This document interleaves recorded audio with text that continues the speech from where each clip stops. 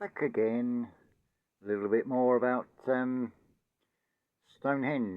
I don't know why I said 12, well, the 12th hour instead of the 11th hour, I suppose, but I just thought, really I should have done 1:44 p.m., but neither here nor there, because I don't know if I said this in the last video about time zones. They don't matter because this is all virtual.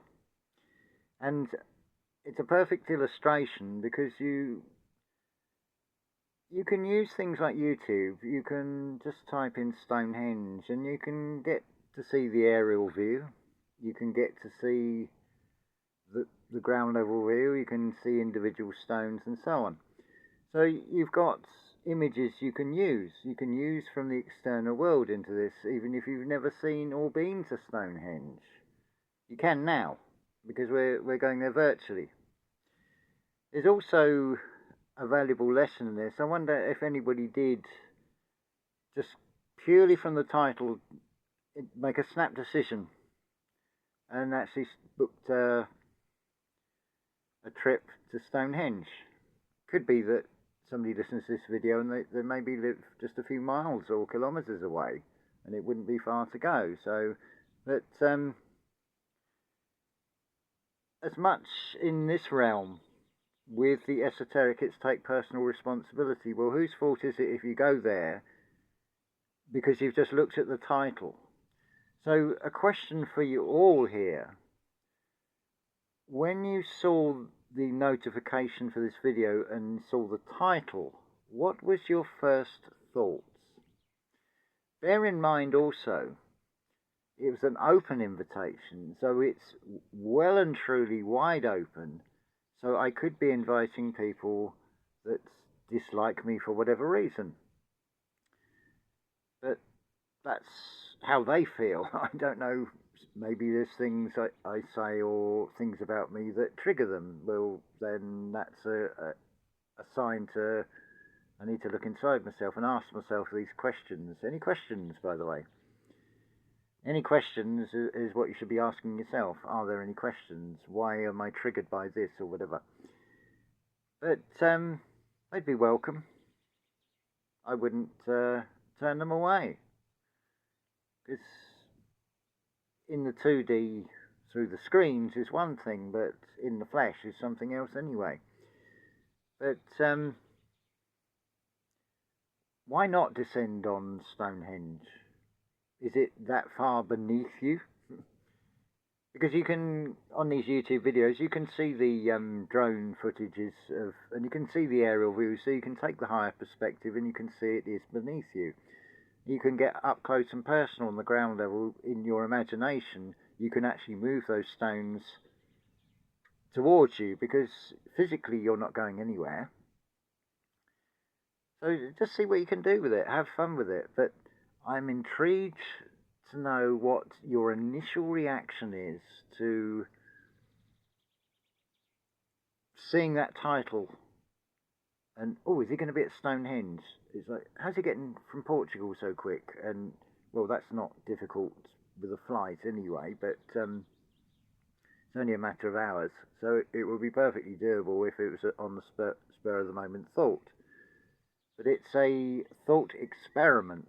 It's in a virtual world that we are creating, and it's based upon this reality, real world, with Stonehenge. So you don't need to have ever gone there. You can look at things on the external through things like YouTube, and you can get a feel for it just from the visuals, because you can now take those visuals in. You can do all sorts of things. You could rearrange the stones if you really wanted. And here's the funny thing. When you get to Stonehenge, imagine yourself right in the centre. Well, if we're all doing that, we're all one then. But those stones represent our reflections. Some, because they're rough cut stones, you could represent figures that you do like, or some of the other cuts of the stone you may not like, you may have less of a preference for. So you can view that in the same way that people you don't like. I mean, if the emotional intensity was such that you had an absolute hatred for someone, I mean, would you go just to punch them or something anyway? Just to have that sort of feeling of satisfaction, would you go through all that? But it'd be quite funny if somebody did go with that intention, and it's like, I should have watched the video then. So there's no malevolent intent. It's not a trick.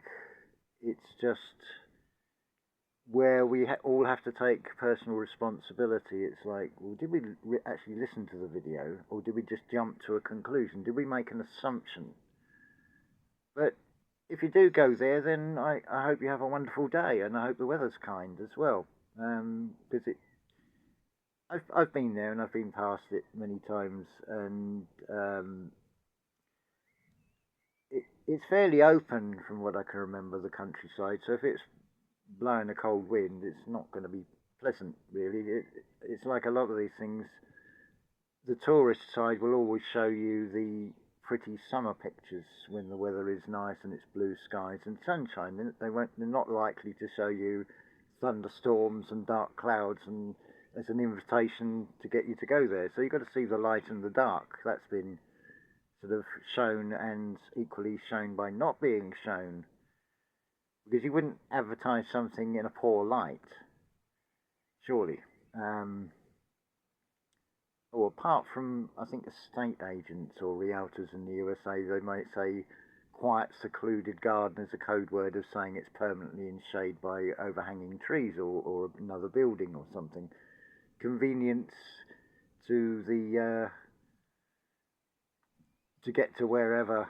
That means it's right beside a main road and you're going to get traffic noise. I've gone off on a tangent, sorry.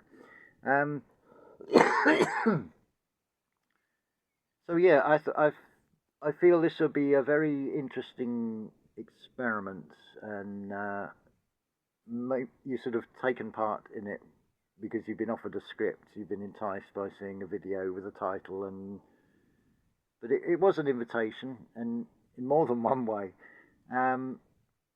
So, but you can see how the world is a stage, because it's staged by the title, and you've found yourself on that stage in one way or another. You're taking part in a sort of an experiment.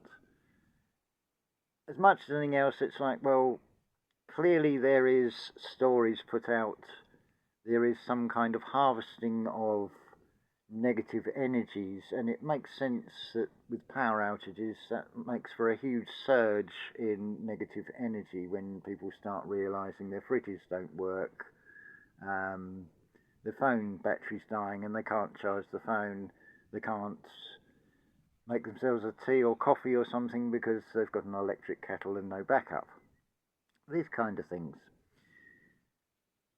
So it makes sense. Well, in nature, the harvest is always at the end of the summer, not at the start of the summer. So you can see the sort of flipped script being shown in that. These are all signs you are given. Like it says in, no matter what version, it says in the Bible, you are given signs by the day and by night. Well, the night time is the astrology. And the daytime is, well, it can just come in because it's daylight. So it would amaze the living daylights out of you if you could see how it comes in such rapidity, in so many forms, and yet do we recognize it? It's another level of sight which is nothing to do with the physical eyes. The true sight is actually in feeling anyway. I'm sure I've mentioned this before, that what are called spiritual downloads, they don't fit neatly into the defined 5 senses, or actually 4 anyway, as Rudolf Steiner has explained it. There's 4 senses, because taste is an extension of touch, because you can't taste without first touching. Even if it's with the tongue, it's touching before you get the flavour, the taste. So it's not actually a sense. So you're already in 4D. So all this mystery question of oh, we're jumping from 3D to 5D. What happened to 4D? Well, you're already in 4D. It's something I've mentioned before. Time is the fourth dimension. You can see it if you plant a seed and watch the short period of time comparatively that seed germinates, and you've got a green shoot, and then before you know it, you've got a plant, say a tomato plant, and then you've got tomatoes from it. Comparatively short compared to a lifespan of an average human being. So you can see that dimension of time. Everything works at its own time. So an acorn to an oak tree is a different time scale. And generally, the smaller the animal, the shorter the lifespan, comparing, say, a field mouse, was that something like 3 years compared to an elephant, which is 70 years. So the odd thing out there is that the human being that can exceed the life of an elephant, but is a lot smaller. One of the little fun things in this reality, really. So just a little bit of waffle. But I thought, well, if it's a meetup, then you would do a sort of an update as it gets closer to the time. So I thought, let's enter into the spirit of this, and we'll run with this. We're running with the imagination on this one. So be interesting who you would have in your circle, your Stonehenge, and would you have all those on the same wavelength, or would you have those that you would consider your adversaries? My advice would be maybe go for a 7-5 split, assuming the circle is 12, which for many things it is. And go for 5 that you would class as adversaries, and 7 that you would class as on the same wavelength, as it were. And so you get a contrast, because we're in a realm of contrast. So why not do yourself a favour and see the contrast, because they are your reflections. Equally, you're their reflection. So it's wheels within wheels, and they're all interlocked anyway. We're effectively, energetically, we are a giant pocket watch with or the flower of life pattern. And it may be that those 5, you can flip their polarity for them. You can flick the switch back on for them, and but would that put it all out of balance, really? Just things to ponder, because each action, and this is a suggestion, so I take accountability. So this is why I'm sort of just mulling over. This is not scripted at all. It's just as it comes. If I had just all what I would class as positive there, would that cause an imbalance? Because surely, to my mind, in this reality, mind as in heart mind here we're talking, would be to be, well, we're shown contrast, so we're creating something, although it's virtual, within this realm. So I feel it would be a huge disadvantage to not then have that contrast. I can't see how you can have one without the other. It would be totally out of balance. And it's like if you were only inhaling and never exhaling. That could be quite an explosive outcome, a big bang almost. But the inhalation is like the positive, and then the deflation with the exhale is a sort of an anticlimax in a way, but it's in balance, because inhale, exhale, ebb and flow of tide and everything. So this virtual meetup, it would be quite good to have those that really didn't like you. And in a way, it's sort of confronting your fears as much as anything else. And I'm sure if you're just your authentic self, yeah, they may still get triggered. But at least you can say, well, look, hold on, why are you feeling triggered? Don't you think you should ask yourself that question? What is it about me that is triggering you? The soul searching, these are the questions to ask. You ask yourself the questions because that is what the quest eye is on, to know oneself. So what better way to do it? Because if you're triggered by anything, then ask yourself, why are you being triggered? Is it a story you've been told and you've got to defend the name or the reputation of whatever it is, be it nation, race, religion?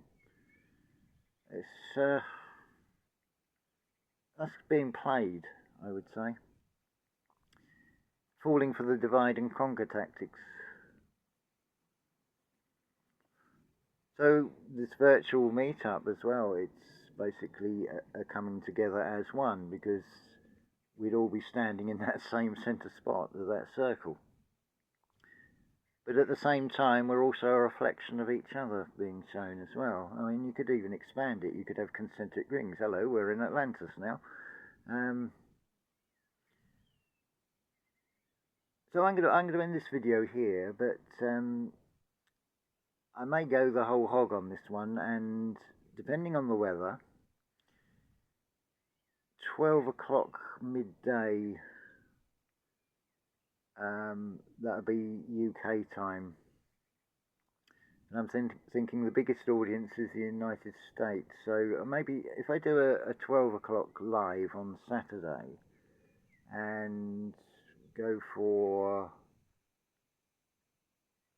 5, yeah, let's say 5 o'clock in the afternoon, so it sort of becomes, I think that's 12 o'clock on the east coast of the United States, and just pop in and say hi, and I'm going to say, are there any questions, and throw it over to you, and let's have a little bit of fun with this and see what comes out of it. No script, totally unscripted, different from the usual sort of videos I do as well, and breaking pattern.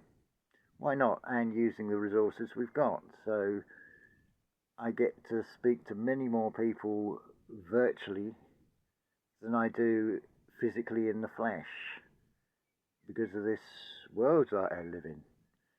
It's complete opposite, but it's fun. It's not alone when you realise alone is all one. You feel it inside and you'll know. You just know who you are, you know exactly where you are, because it's about where are you at the moment. So I'm going to end that there. So we're coming up to 19 minutes, so that's quite a good number, I feel, because it's a 1 and a 9, so it creates a new 1 effectively. So this is seed planting, virtual seed planting as much as anything else, growing a different type of garden, a better garden, a Beethoven. That's what Beethoven means, better garden. As I mentioned on a previous video, now there's a true errant, one who went his own way. They said he could not write music. Did he listen? But did it stop him writing music? And one of the most enduring and composers since his lifetime onwards to this very day. And I don't see any reason why that would change, because it's what comes through behind the music. That's what to listen for. Sorry, I've gone off on another tangent. I've just seen we're now coming up to 20 minutes. So I shall end it here and say unconditional love to you all, and hopefully get to chat on Saturday at either 12 or 5 p.m. and that's Greenwich Mean Time, or UK time zone anyway, which Portugal is, but Spain isn't. I know. Love to you all.